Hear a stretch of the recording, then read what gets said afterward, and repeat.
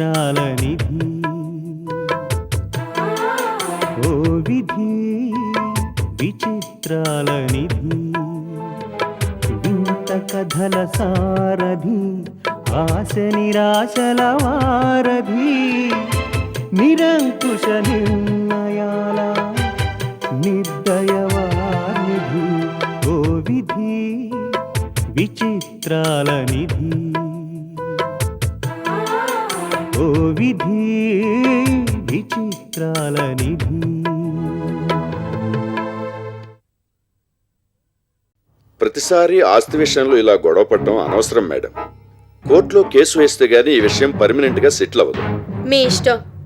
లాయర్లలో 2 రకాలు ఉంటారని విన్నాను. కొందరు లా తెలిసిన వాళ్ళు, కొందరు లాజిక్ తెలిసిన వాళ్ళు. ఇందులో మీరు ఏ రకానికి చెందుతారో నాకు తెలీదు. నా ప్రెస్టీజ్ ఈ కేసు మీద ఆధారపడుంది కనుక మనం గెలిచి తీరాలి.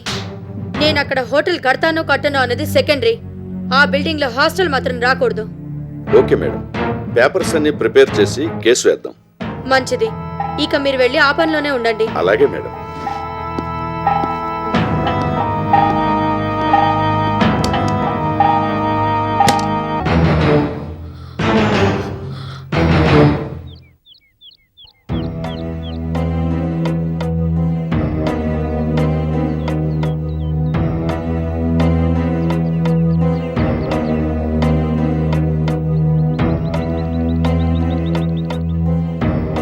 భార్గవి,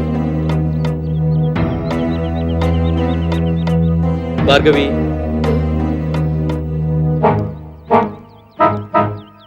ఏంటి అంత సీరియస్గా ఆలోచిస్తున్నావు?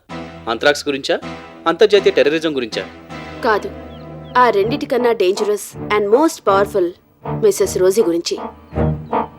అదేమిటి సడన్ గా గాలి ఆవిడ మీదకి మళ్ళింది?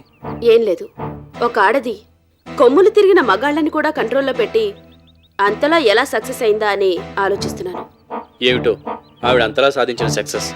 ఏం సాధించలేదని అడగండి. కట్టుకున్న భర్తకు విడాకులిచ్చేసి గెట్ లాస్ట్ అని బయటికి తోసేసింది. కూతురు చేత ట్రాప్ చేయించి అల్లుడిని ఇంట్లో పెట్టుకుంది. ఆస్తి రాదు, వేస్ట్ క్యాండిడేట్ అని తెలియగానే ఇక్కడుంటే ఫుడ్ కూడా దండగాని పుట్టింటికి పంపించేసింది. ఇక మనవడి సంగతి చెప్పనే అక్కర్లేదు. ఆవిడ కూర్చోమంటే కూర్చుంటాడు, నిల్చోమంటే నిల్చుంటాడు. ప్రేమించి పెళ్లి చేసుకున్నా భార్యకి విడాకులిమ్మంటే ఇచ్చేశాడు. ఇప్పుడు వేరే అమ్మాయిని తెచ్చి పెళ్లి చేసుకోమంటే చేసుకోవడానికి రెడీగా ఉన్నాడు. ఇది మగాళ్ళ సంగతి. ఇక మీ అమ్మగారిని ఎలా ఆడించిందో చెప్పనక్కర్లేదు. ఇలా ఇంతమందిని టార్చర్ పెడుతూ తను మాత్రం హ్యాపీగా తిరుగుతోంది. Really great. నా దగ్గర ఎందుకు పొగుడుతావు? నీకంత సరదాగా ఉంటే ఆవిడ సాధించిన విజయాలకి భారీ ఎత్తున సన్మానం చేయించి సంతోషించు. అబ్బాయి గారికి కోపం వచ్చినట్టుందే. అయినా ఉన్నమాట అంటే ఉలికెందుకు? మీరు చేతులకు గాజులు తొడిగించుకొని కూర్చోబట్టే ఆవిడలా చెలరేగిపోతుంది. టిట్ ఫర్ టాట్ అని కరెక్ట్గా రిటార్ట్ ఇచ్చుంటే ఆవిడ ఎక్కడుండాలో అక్కడ ఉండేది. మీకు బాధలు తప్పేవి. చూడు భార్గవి, రిటార్ట్ ఇవ్వకపోవడానికి చాలా కారణాలున్నాయి. ఏమీ లేవు. సంజయ్ కాపురం నాశనమైపోతుంది, అదొక్కటే కారణం. పోనీ అలాగే అనుకుందాం, అది చాలదా? అదిగో అలా మాట్లాడితేనే నాకు నచ్చదు.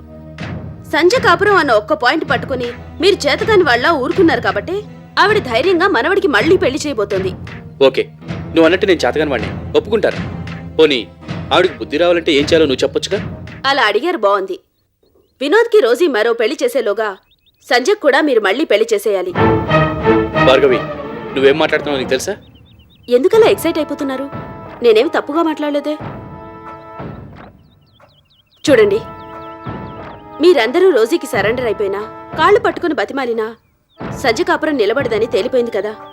అలాంటప్పుడు మీరెందుకు లేట్ చేయాలి? పెళ్ళానికి విడాకులు ఇచ్చేసి వినోద్ రెండో పెళ్లి చేసుకుని హ్యాపీగా ఉండొచ్చు. కానీ సంజయ్ మాత్రం మళ్లీ పెళ్లి చేసుకోకూడదా? సుఖంగా సంతోషంగా ఉండకూడదా? ఆ అమ్మాయికి కూడా పిల్లలు, సంసారం అని కోరికలుంటాయి కదా. మీరేం మాట్లాడరే? నేను చెప్పిన దాంట్లో తప్పేమైనా ఉందా?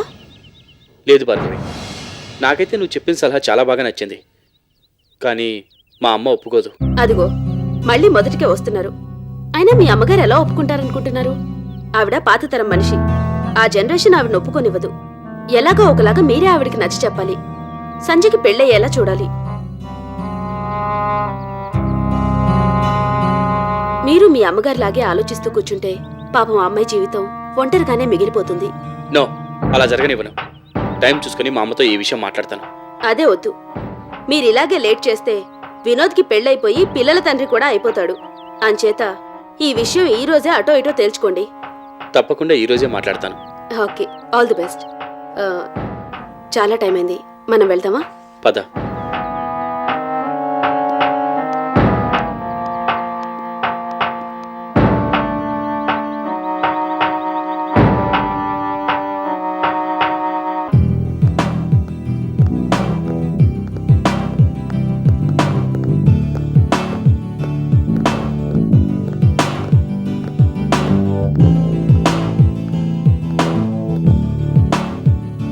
నూకాలు, కాఫీ.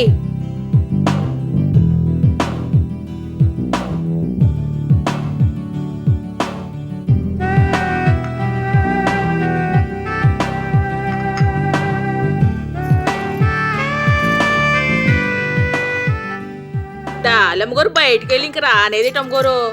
ఏ అది రాలేదని ఎందుకు అంత కంగారు పడిపోతున్నావు? అది తాగుతూ నీకు 2 చుక్కలు పోస్తుందా? ఓలమ్మ అదే టమ్మగారు అంత మాట అనేసినారు. ఎంతైనా ఈనోదు బాబు కాబోయే పెళ్ళాం, ఈ ఇంటి కోడలు. రాకపోతే కంగారు ఉండదా ఏటి? నూకాలు, తను వస్తుంది గాని నువ్వు కంగారు పడుకో. వస్తే పర్వాలేదు బాబు. అసలే ఆ పిల్లకి తాగుడు అలవాటు ఉందాయే. ఎక్కడ తాగేసి పడిపోనదో అని నా భయం. ఈ ఊరు కూడా సరిగ్గా తెలవదాయే. ఎలాగొత్తదా, ఎవరు మోసుకొస్తారా అని కంగారు పడిపోతున్నాను అంతే.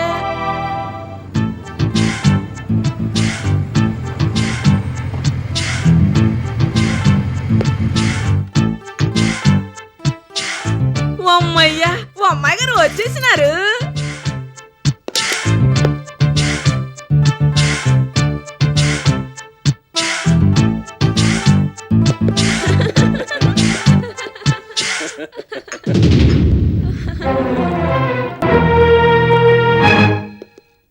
Hi Vinod, he's my friend Sunny.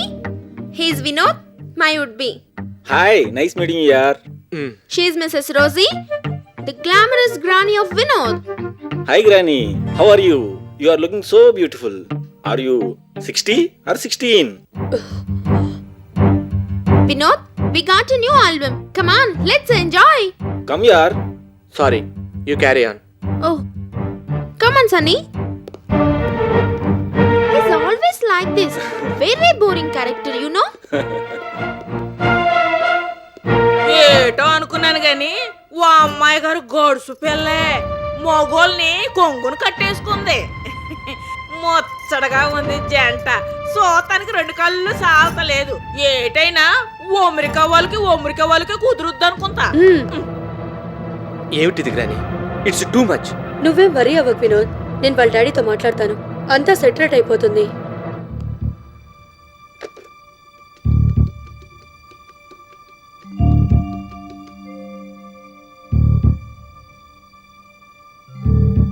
Hello, నేను రోజీని మాట్లాడుతున్నాను. Hello Mrs Rosie, how are you? మా డాలీ ఎలా ఉంది? డాలీకే హాయిగా తాగుతూ తిరుగుతూ నిక్షేపంలా ఉంది. అఫ్ కోర్స్, మీ దగ్గర ఫ్రీడమ్ ఉంటుందనే పంపించాను. కానీ ఇచ్చిన ఫ్రీడమ్ ని మీ అమ్మాయి మిస్యూజ్ చేసుకుంటోంది. What do you mean? అవును, ఇక్కడికి వచ్చినా మీ అమ్మాయి అలవాట్లేం మార్చుకోలేదు. ఇంకా అమెరికాలోనే ఉన్నాననుకుంటుంది. ఒక టైం అంటూ లేకుండా ఎప్పుడు పడితే అప్పుడు తాగడం, ఎవరితో పడితే వాడితో తిరగడం. చిచి, అసలు ఆడపిల్లేనా అనిపిస్తోంది. Stop that nonsense. అమెరికాలో పెరిగిన అమ్మాయి అలా కాక మరి ఎలా ఉంటుంది? తాగడాలు, తిరగడాలు ఇవన్నీ వెరీ కామన్. ఇక్కడ వాటిని ఎవరు పట్టించుకోరు. కానీ ఇక్కడ పట్టించుకుంటారు. మీ అమ్మాయి కాస్త పద్ధతిగా ఉంటే బాగుంటుంది. ఏమిటి మాకు పద్ధతులు నేర్పిస్తున్నారు? కార్పొరేట్ మనుషులమని, కల్చర్ ఉన్న వాళ్ళమని పెద్ద పెద్ద కబుర్లు చెప్పి ఇప్పుడు ఇలా మాట్లాడడం ఏం బాగోలేదు. మీ ఆలోచనలు ఎంత చీప్గా ఉంటాయని, మీరు ఇలా చిల్లర మనుషుల్లా బిహేవ్ చేస్తారని నేను ఎప్పుడూ అనుకోలేదు. ఫోన్లోనే ఇంతలా మాట్లాడుతున్నారంటే డాలీని ఇంకెంత హెరాస్ చేస్తున్నారో. ఏది ఒకసారి డాలీకి ఫోన్ ఇవ్వండి. నోనో, అదేం లేదు. ఇంటికి కాబోయే కోడలని చాలా ప్రేమగా, అభిమానంగా చూసుకుంటున్నాం. మీరు సరిగ్గా అర్థం చేసుకోవడం లేదు. ఇక్కడ మనుషుల సంగతి మీకు తెలుసు కదా. ఆడపిల్లలు కాస్త ఫ్రీగా తిరిగితే నానా రకాలుగా కామెంట్ చేస్తారు. చూడండి, నాకున్నది ఒక్కతే కూతురు. డాలీని ఎంత ముద్దుగా పెంచానో అంత డిసిప్లిన్డ్గా కూడా పెంచాను. దాని లిమిట్స్ ఏమిటో దానికి తెలుసు. తన ఇండివిడ్యువాలిటీని, స్వేచ్ఛని కాదని ఎవరైనా ఏమన్నా అంటే నేను సహించను. ఇవన్నీ అనవసరం. ముందు డాలీకి ఒకసారి ఫోన్ ఇవ్వండి. ఎందుకులేండి, పాపం గదిలో కూర్చుని బుక్ చదువుకుంటోంది. అనవసరంగా డిస్టర్బ్ చేయడం దేనికి? అలాంటి పరిస్థితి రాదని నేను మీకు మాటిస్తున్నాను. ఇక మీదట డాలీ తాగినా తిరిగినా ఎవరూ ఏమీ అనకుండా నేను జాగ్రత్తగా చూసుకుంటాను. మీరు అలా చూసుకుంటారని మాట ఇచ్చారు కనుకనే మీ సంబంధానికి ఒప్పుకున్నాను. అంతేగాని మీ మనవడికి ఇది ఫస్ట్ మ్యారేజ్ అని కాదు, ఫ్రెష్ క్యాండిడేట్ అని కాదు. తలుచుకుంటే మా డాలీకి మీకన్నా గొప్ప సంబంధమే తేగలను. ఎందుకులేండి, మీరు చెప్పినవన్నీ గుర్తున్నాయిగా. ఈసారి ఎలాంటి ప్రాబ్లమ్స్ రాకుండా నేను చూసుకుంటాను. చూసుకుంటే మీకే మంచిది. ఒకసారి పెళ్ళైపోయిన వాడికి తొందరగా సంబంధాలు దొరుకుతాయో దొరకవో నేను చెప్పలేను, కానీ మా డాలీకి మాత్రం సంబంధాలు రెడీగా ఉన్నాయి. ఇదిగో, పెళ్లి గురించి మాట్లాడాలనుంటే ఫోన్ చేయండి, కానీ ఇలాంటి పనికిమాలిన కబుర్లు చెప్పడానికి మాత్రం చెయ్యొద్దు. ఓకే?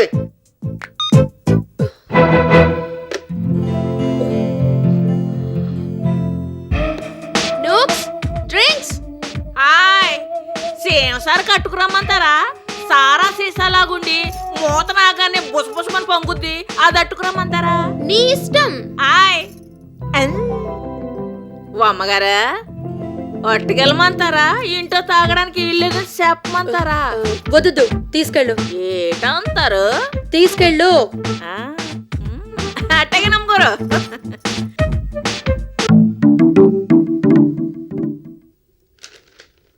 ఇది చూడు, నేను ప్రిపేర్ చేసిన లిస్ట్. సంధ్య, నువ్వు తయారు చేసిన ఏజ్డ్ పర్సన్స్ లిస్టు ప్రకారం ప్రతి నెల ఫస్ట్కి ఏమో అందేలా చూడు. అలాగే అమ్మమ్మా. దీపక్, ఆఫీస్ విశేషాలేమిటి? ఏం లేదమ్మా, రొటీన్గా అలా నడిచిపోతుంది. కాకపోతే ఒక విశేషం ఏమిటంటే నాకు రెండో కోడలు రాబోతుంది. ఇప్పుడు ఆ విషయం చెప్పడం అంత అవసరమా? అదేమిటమ్మా అలా అంటావు? అదే ఇప్పుడు బర్నింగ్ ఇష్యూ. అవతల రోజు పెళ్లి కూతుర్ని అమెరికా నుంచి ఇంపోర్ట్ చేసుకుంది. వినోద్ పెళ్లికి అన్ని ఏర్పాట్లు చేస్తోంది. ఆ విషయం మనకు తెలిసిందే కదా. ఇప్పుడు మళ్ళీ దాని గురించి మాట్లాడుకోవాల్సిందేమీ లేదే. అంటే ఏమీ మాట్లాడకుండా కామ్గా కూర్చొని రేపు ఆవిడ వినోద్ వెడ్డింగ్ కార్డు పంపిస్తే సకుటుంబ సపరివార సమేతంగా వెళ్ళి ఆశీర్వదించొస్తామా? ప్రతి విషయంలోనూ మనం ఇలా కాంప్రమైజ్ అయిపోబట్టే వీళ్ళేం చేస్తారులే అన్న ధీమాతో ఆ రోజు ఇంతకు తెగించింది. అంటే ఇప్పుడు ఏం చేద్దామని ఉద్దేశం? పెళ్లి చేసుకోవద్దని వినోదని, పెళ్లి చేయొద్దని రోజుని కాళ్ళు పట్టుకొని బతిమలాడదామనా? కాదమ్మా, సంజయ్ కాపురం నిలబెట్టమని కాళ్ళు పట్టుకుని బతిమాలడం, ఆవిడ చీకొట్టడం, ఈ డ్రామా సీన్లన్నీ ఎప్పుడూ అయిపోయాయి కదమ్మా. ఆ రూట్లో వెళ్తే పని జరగదని క్లియర్గా అర్థమైంది.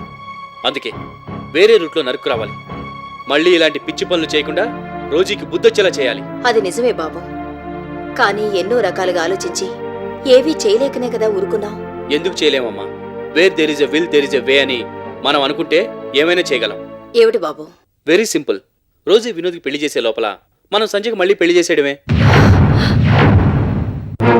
ఏమిటి, సంజయ్కు మళ్ళీ పెళ్లి చేయడమా? అవునమ్మా, ఆ పని గనక మనం చేస్తే ఆ రోజుని చెప్పుచ్చు కొట్టినట్టు అవుతుంది. అక్కడితో బుద్ధి తెచ్చుకొని ఇంకెప్పుడు మన జోలికి రాకుండా ఉంటుంది. దీపక్, నువ్వేం మాట్లాడుతున్నావు నీకు అర్థమవుతుందా? చాలా స్పష్టంగా క్రిస్టల్ క్లియర్ గా అర్థమవుతుంది.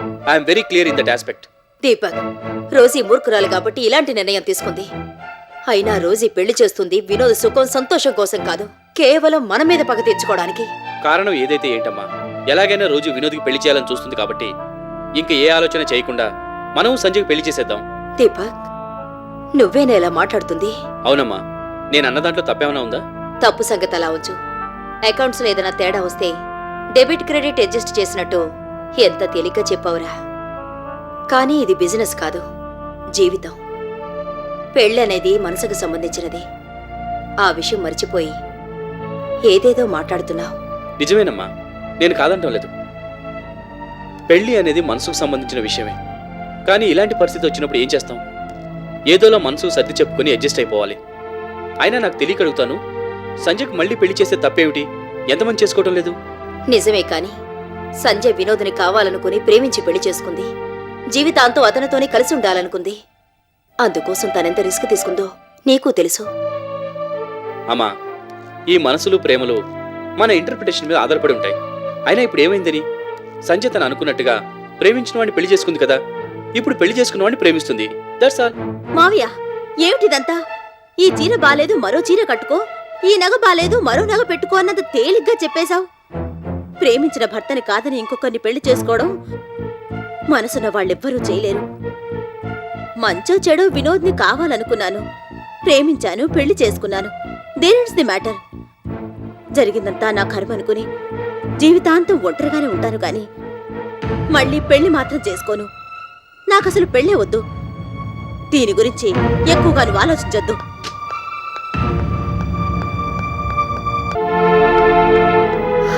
దీపక్, సంజయ్ ముందు ఈ టాపిక్ తీసుకొచ్చి దాని మనసు బాధ పెట్టకుండా ఉండాల్సింది.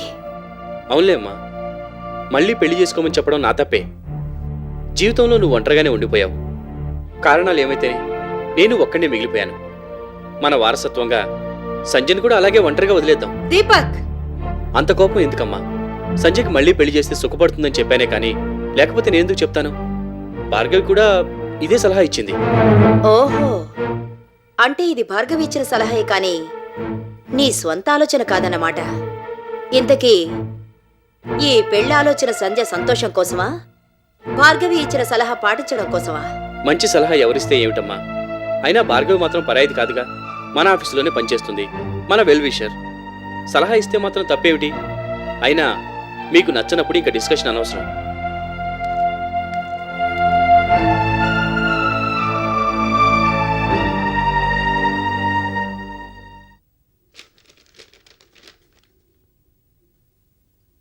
కాపీ తీసుకోండి బాబు.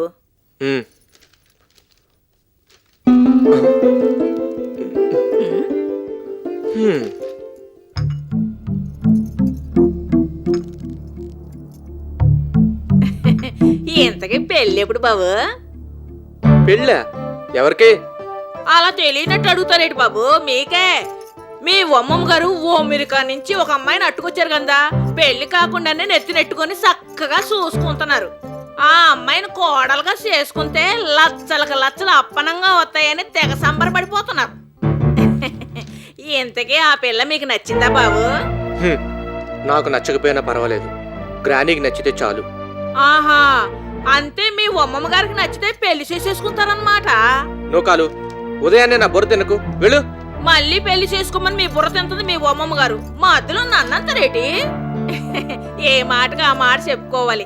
అమెరికా అమ్మాయి అందంగానే ఉందనుకోండి, ఆ తాగుడే నచ్చలేదు. రేపు పెళ్ళయ్యాక కూడా ఇలాగే తాగుతూ కూకుడుంటే మీ బతుకేటైపోద్ది.